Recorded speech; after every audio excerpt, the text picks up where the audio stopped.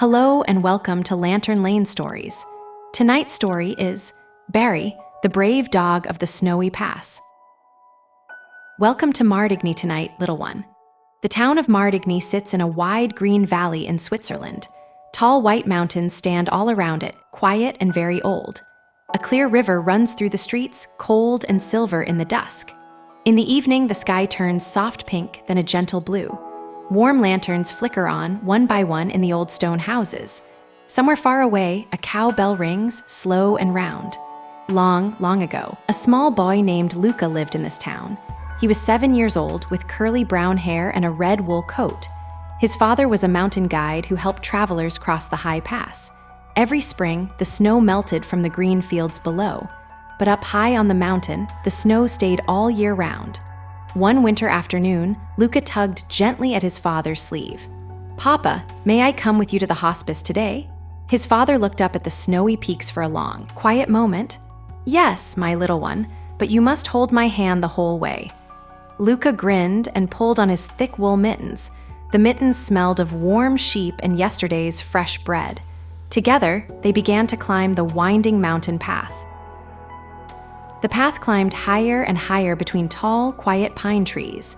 The air grew thin and crisp, like cold apple peel. Luca's cheeks turned bright pink. His breath made tiny puffs of cloud. His father pointed at small dark birds wheeling above the cliffs. "Those are alpine choughs, Luca. They live on the wind." Luca watched them tumble through the sky like little black leaves. At last, they saw a great stone building on the snowy ridge. It was the hospice of the great St. Bernard Pass. "This place is very old, Luca," said his father softly. "A kind monk named Bernard built it almost 1,000 years ago. He wanted lost travelers to find a warm bed and hot soup, so the monks have stayed here ever since, watching over the path." A monk in a dark robe waved from the heavy wooden door. Come in. The soup is hot tonight." Luca stepped inside and breathed the warm, savory air. It smelled of barley, onions, and a tiny pinch of pepper. A fire crackled in the fireplace, orange and sleepy. Then, from a quiet corner, a huge soft head lifted up. It was a dog, the biggest Luca had ever seen. His fur was red and white, thick and full of warmth. His eyes were dark brown and kind, like polished chestnuts. His paws were as wide as Luca's father's hand. "Papa, who is that?" His father knelt down and whispered very softly. "That is Barry. He is the bravest dog in all these mountains." The monk smiled and rested a hand on the great dog's head. Barry was born right here, in the warm kennel by the kitchen. His mother had 4 puppies. Barry was the largest and the quietest. He learned to walk in deep snow before he learned to bark. Older dogs taught him the safe paths and the icy ones, and he learned to listen for whispers buried under the snow. Luca looked at Barry with wide, shining eyes. "Whispers under the snow?" "Yes," said the monk. "A lost person can only make a tiny sound. Barry hears it. Barry always hears it." Barry patted over, his big paws gentle on the cool stone floor. He sniffed Luca's mitten and gave a soft, friendly huff. Luca laughed. Barry's nose was cool and damp like a river pebble. "Hello, Barry." Barry's heavy tail swept the floor, slow and happy. Luca pointed at a painting hanging above the warm fireplace. "Papa, why does the dog in the picture have a little barrel?" His father chuckled. The monk smiled and shook his head kindly. "That is only a story painters made up long ago. Real St. Bernards never wore tiny barrels in the snow. Barry has only his thick fur and his big, brave heart, and that has always been more than enough." That night, the wind began to whistle around the old stone walls.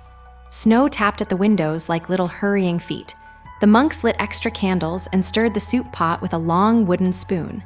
Luca sat by the fire, his eyelids growing slowly heavy. He leaned on his father's shoulder and listened to the storm sing. Then, all at once, Barry stood up. His ears pricked forward. His nose lifted high to the air. He whined, soft and low, and looked toward the door. The oldest monk hurried over, his big iron keys jingling at his belt. "What is it, Barry? Tell me, what do you hear?" Barry pawed gently at the heavy wooden door. The monk opened it just a crack. A blast of cold wind rushed in, smelling of pine needles and ice. "Papa, what is happening?" His father picked Luca up and held him close. "Barry hears something we cannot. Just watch and wait." Barry pushed out into the swirling snow and disappeared. A second dog, smaller and younger, padded out after him. "That is Pico," said the monk. He is still learning from Barry. Our dogs always work together. One stays, one runs home. Luca's heart beat fast inside his red wool coat. The monks lit a brass lantern and set it by the open door. Time passed slowly. The fire crackled. The wind howled outside. Then, far away across the snow, they heard a low, steady bark. "He has found someone," whispered the monk. A moment later, Pico came bounding back through the deep drifts. His fur was full of snowflakes. He whined and turned in a hurried circle. "Goodbye, Pico, show us the way."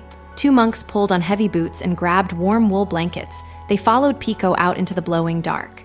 Luca stayed by the door, peering into the storm with wide eyes. A long while later, shapes came back through the snow. Two monks were carrying a man wrapped in a thick blanket. Barry walked beside them, his fur full of ice and his ears low. The man's cheeks were pale, but his eyes were open and blinking. The monks laid him by the fire on a soft straw mat. They gave him sips of warm broth from a little tin cup. Barry stretched out next to him, big and warm as a fresh loaf of bread. He pressed his side gently against the man's cold chest. Slowly, the man stopped shivering. He looked at Barry and smiled, very small and very tired. "Thank you, friend," he whispered into the soft fur. In the morning, the storm was gone. The sun came up bright and golden over the high peaks. The traveler ate a bowl of warm porridge with honey. He rubbed Barry's ears with both hands. "You saved my life last night, big dog. I will never forget." Barry's tongue lolled out in a sleepy, happy grin.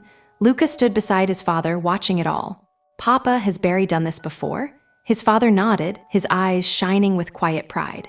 "Yes, Luca, many, many times. More than 40 travelers." Luca's eyes grew round as silver coins. 40? The old monk chuckled and stroked Barry's broad shoulder. 40, perhaps even more. He has been working all his life. He finds people where no human could ever look. Barry lay down by the hearth and closed his big brown eyes. His chest rose and fell, slow and steady as an old clock. Luca crept close and rested his head on Barry's warm side. The dog smelled of mountain wind and clean wool blankets. Barry's heartbeat was a soft, deep drum. "Good night, Barry," whispered Luca. Barry sighed and tucked his nose under his paw. All that next day, Luca followed Barry around the cozy hospice. He helped the monks brush snow from Barry's thick coat. He fed Barry pieces of dry biscuit from his own little bowl. Barry took each one with the gentlest mouth Luca had ever felt. When evening came, the storm was only a quiet memory. Luca and his father said goodbye to the kind monks. The traveler waved warmly from his cozy spot by the fire, and Barry walked them all the way to the wooden door. He stood there, watching them go down the snowy path. "Goodbye, Barry. I will come back to see you." Barry's tail thumped once, gently, against the doorway. Many winters came and went after that special day. Barry grew older and slower, with a little white in his muzzle. The monks tucked him in by the fire each evening. When at last he was very, very old, he went to sleep peacefully. The monks carried him carefully down the mountain to the city of Bern. Today, if you visit the Natural History Museum in Bern, you can still meet him. You walk through tall wooden doors and through quiet, sunny halls. You pass glittering rocks and bright-winged butterflies in glass cases. Then, in one calm room, there is Barry himself. He stands softly behind clean glass, his coat brushed smooth. A little sign tells his story in 3 different languages. Children stand on tiptoe to look at his kind brown eyes. Some leave small drawings of dogs and snowflakes nearby. They wave goodbye and promise to come back one day. And up on the snowy pass, the old monastery is still there. The monks still keep St. Bernard dogs in their warm kennels. Puppies tumble in the courtyard and bark at falling leaves. By an old promise, one of them is always named Barry, a red and white pup with a wet nose and gentle, listening eyes. He grows up learning the safe paths and the kind ways. If you ever visit Martigny, look up at the high white peaks. Somewhere up there, a Barry is dreaming his quiet dog dreams. His paws twitch softly. His big chest rises and falls. The mountains hold him close like an old, kind grandfather.